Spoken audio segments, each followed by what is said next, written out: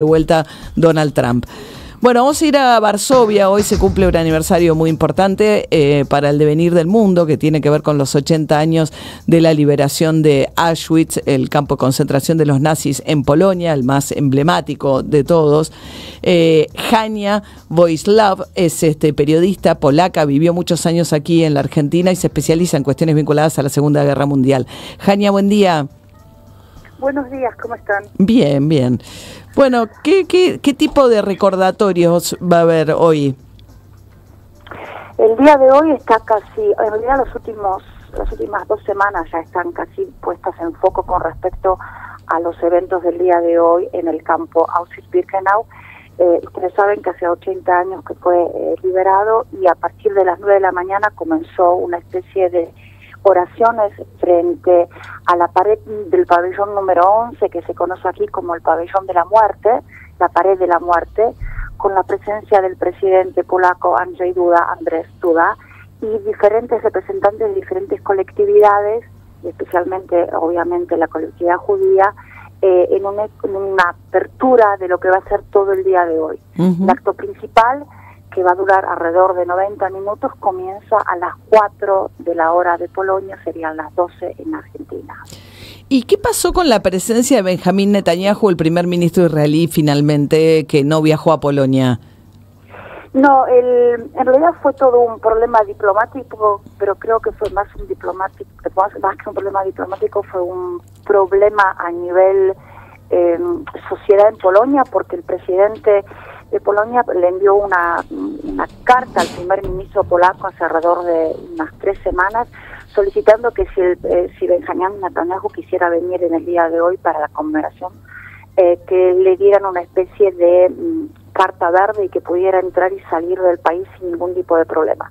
A lo cual el ministro contestó que, tomando en cuenta la importancia del día de hoy, de la fecha de hoy, obviamente nadie iba a interrumpir de ninguna manera su presencia si es que él se decidiera a venir a Polonia. Ustedes saben que tiene un pedido de captura de la orden de la Corte Suprema Internacional de Justicia, por lo tanto, en realidad no debería importarnos por qué viene, sino que debería ser arrestado. Entonces creó una especie de malestar muy grande, porque el primer ministro dijo que sí, que va a ser cabida al pedido del presidente y que Netanyahu, si viene, puede sin ningún problema tomar parte de estas conmemoraciones.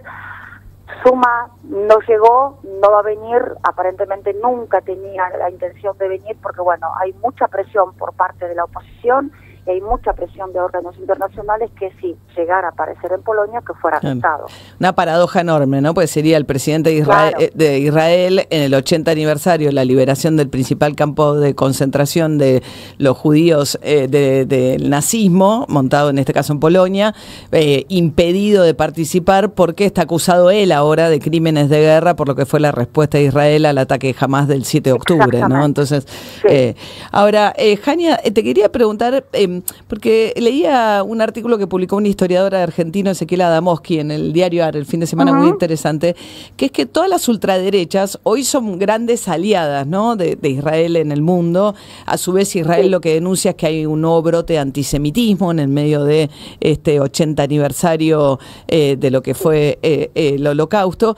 Pero lo que decía el texto de Ezequiel era, bueno, ahora que la ultraderecha habla del comunismo como el gran enemigo, queda como opacado el rol del Ejército Rojo, porque los que entran a Auschwitz hace 80 años eran los rusos, ¿no? El Ejército Rojo, que es el que puso, y hubo un montón de comunistas que, inclusive, si bien... Perdona que te interrumpa, inclusive esas imágenes muy conocidas que circulan por todo el mundo, donde se ve a los presos saliendo, mujeres y niños saliendo del campo, fue una filmación orquestada justamente por el Ejército Rojo para demostrar en qué estado estaba la gente en el momento de la liberación. Claro, o sea que la liberación viene del Ejército Rojo, porque hay toda una idea, ¿no?, de que, y hay un montón también de, si bien las principales víctimas, por supuesto, fueron los judíos, 6 millones, mataron a millones de comunistas también, los nazis. Pero en el campo de concentración, esto es una cosa que mucha gente se olvida. Ahora te respondo a tu pregunta. Esto es una cosa que mucha gente se olvida. En el campo de concentración de Birkenau, Auschwitz-Birkenau, como en todos los demás campos de concentración, no había solamente judíos.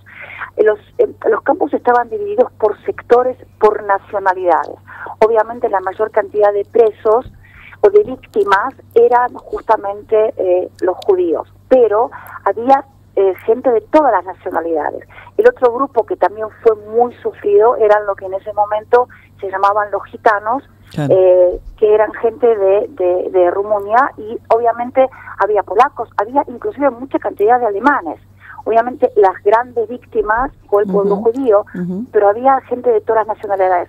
Con respecto a que esta liberación fue por parte del Ejército Rojo, no debemos olvidarnos que en ese momento el Ejército Rojo pertenecía a los aliados. Por lo tanto, históricamente se dice de que los campos fueron liberados por los aliados, porque en ese momento todavía era antes del comienzo de la Guerra Fría. Claro. El Ejército Rojo pertenecía a, digamos, la buena parte, o sea, claro, Europa, Estados Unidos, y los rusos en contra de, digamos, de los nazis y su expansión, digamos, en Europa, ¿no? Desde Alemania. Exactamente. Entonces, en este momento no hay en Polonia un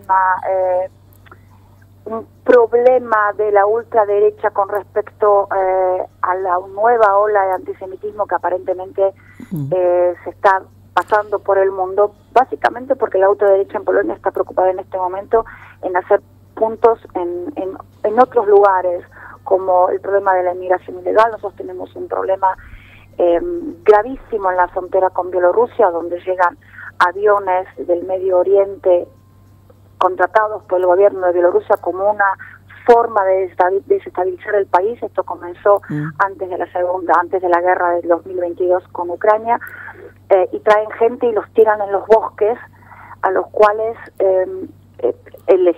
los gendarmes de Bielorrusia los empujan para que entren a Polonia, y los gendarmes polacos no los dejan entrar. Entonces tenemos un grave problema, porque es una ruta de migración que se ha abierto en los últimos 3 o 4 años, muy, muy potente, y la ultraderecha se está fijando en ese problema, claro. El problema de la inmigración. Ese es el punto en este momento más caliente en el cual está concentrada. Claro. Bueno, Hania Wojtło habla perfecto castellano, habrán visto. Ella es periodista, es polaca, pero ha vivido muchísimos años en la Argentina, es una experta en temas de la Segunda Guerra Mundial. Hoy se cumple una fecha importantísima que tiene que ver con la liberación de Auschwitz y lo que fue descubrir la dimensión, ¿no?, del horror, con una relación también por ahí muy es impresionante pensar, ¿no?, qué pasaba alrededor de ese campo de concentración, con esos vecinos, ¿no?, que veían por ahí llegar, sí, los trenes, y preguntarse, ¿no?, por la población que vivía alrededor del campo, ¿no? Como mira, yo estuve en el campo creo que 4 o 5 veces, y esta pregunta que estás haciendo es una pregunta que yo siempre me he hecho. ¿Qué pasaba con la gente que vivía alrededor? Primero no tenemos que olvidarnos el miedo que sentía la población frente a un ejército que era absolutamente horroroso, y a cualquier desavio de ayuda hacia lo que ellos consideraban el enemigo era castigado con la muerte. Entonces el miedo era es fundamental como para que la gente no ayudara. Pero además les puedo asegurar que el campo está en un lugar que cuando uno llega tiene la sensación de que está en el medio de la nada, del desierto, porque está rodeado por bosques que son inclusive en este momento todavía muy espesos, en una superficie plana, muy abierta, pero muy rodeada por bosques. Y el primer desavio o la primera casita que se puede ver está, no sé, como 4 o 5 kilómetros, que es una distancia muy grande en realidad. Hania, sí. Es la nada.